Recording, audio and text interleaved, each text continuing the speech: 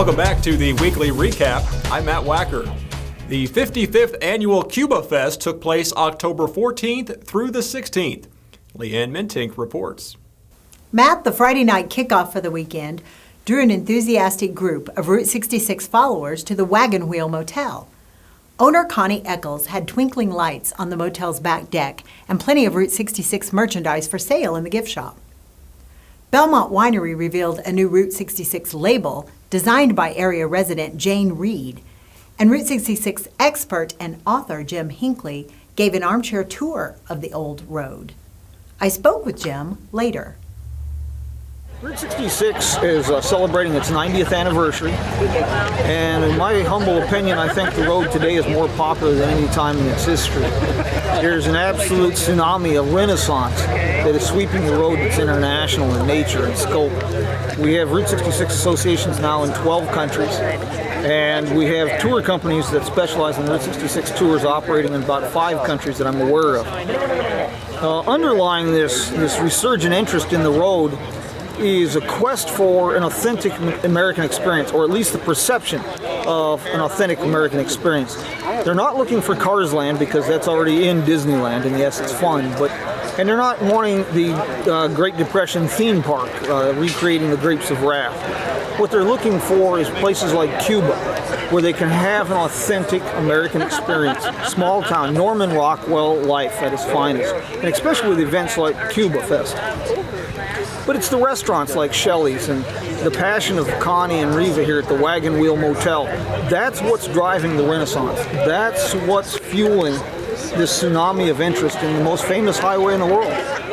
Saturday's activities included a 5K fun run and the Cuban Gravel Crisis, a cycling event designed to draw in participants from all over. Riders had the option of 20, 50, or 100-mile rides on a challenging course of hills and ridges. For those who prefer less strenuous entertainment, an arts and crafts festival and chili cook-off took place in town. Free trolley car rides shuttled visitors to festival grounds, and kids enjoyed crafts and pony rides.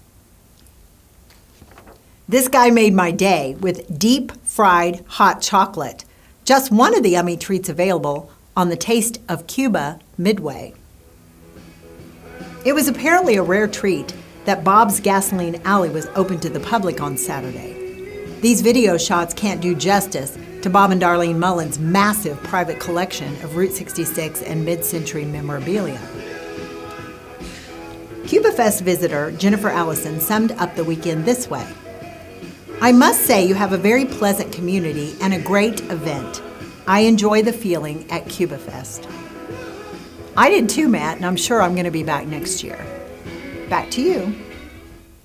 Missouri University of Science and Technology has temporarily suspended the Epsilon Psi chapter of Alpha Pi Alpha fraternity, pending formal procedures as the university investigates a recent incident that resulted in injuries to 2 pledges. According to university police, the students were injured during an event at the frat house. During this suspension, the Alpha Phi Alpha chapter won't be recognized as a student organization and will not have access to or use of university facilities. They will need to find other housing accommodations. Chancellor Cheryl Schrader stated that the university will, quote, conduct a full and thorough investigation and will cooperate fully with all law enforcement agencies. Fort Leonard Wood has its first roundabout. Completion of the nearly 8-month project is expected to help lessen traffic snares associated with the morning and evening commutes of people traveling to and from the southern part of the installation. Commuters have had to take alternate routes since February when construction began. The $1.8 million project is a joint effort between the Fort Leonard Wood Directorate of Public Works and the U.S. Army Corps of Engineers. Only a few days remain to support local deputies, jailers, and civilian staff in their efforts to raise funds for the annual Shop with a Cop and Cops Care programs. The Phelps County Sheriff's Department has joined forces with Rolla and St. James Police Departments to participate in No Shave November. In order for an individual to go razor-free for the month of November, they must raise $100 by October 31st.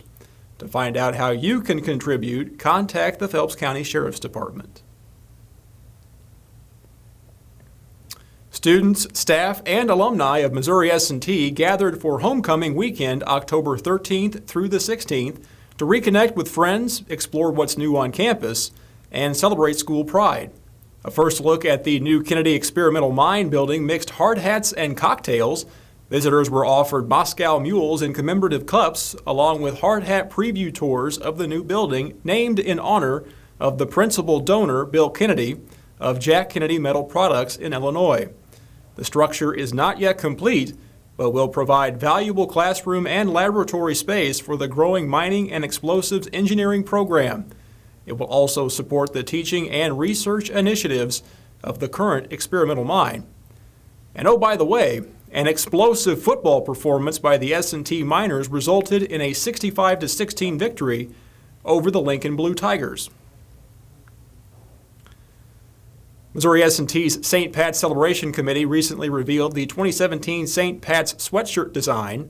The event took place October 14th on the parking lot of University Book and Supply near campus.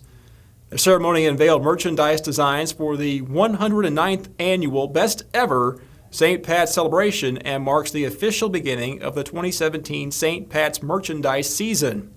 Sweatshirts, buttons, and all other official products are sold throughout Rolla to raise funds for the celebration. 24-year-old Victoria Parkhurst of Lebanon was injured in a single vehicle crash on Highway F north of Sleeper on October 12th. The crash occurred when Parkhurst's vehicle traveled off the roadway and overturned, then struck a fence and a tree. Parkhurst sustained moderate injuries. Her 2003 Ford Explorer was totaled. A Labadie man was found dead October 9th when he became pinned under a piece of farm equipment. 77-year-old Adrian Hutton was believed to be working on equipment used to remove dirt. Franklin County Sheriff's deputies reported the equipment was parked on a grade when it moved and trapped him underneath. Phelps County Regional Medical Center held its first Breast Cancer Awareness March on October 15th. Marchers started at the Phelps County Courthouse and walked across the footbridge on North Main to 6th Street, where they enjoyed treats from the Sweet Stop ice cream truck. The October walk coincides with Breast Cancer Awareness Month. The Glass Sword Cinema in West Plains held its Cannes Film Festival October 18th. The annual event is a fundraiser for the Martha Vance Samaritan Outreach Center. The public came out to enjoy a movie for the price of a can of food. The donated canned goods were given to the homeless shelter to help feed those in need. Lebanon's high school marching band is on a roll, and not just a drum roll. For the second time in 3 years, the band has been named the winner of Ozark Sports Zone's Best Band Poll. Earlier this fall, the Yellow Jacket Band came away from the Carthage Maple Leaf Marching Band Festival with the Best Auxiliary Award and first place overall. Our congratulations for outstanding performances. That's all for the recap this week. I'm Matt Wacker. Thanks for watching.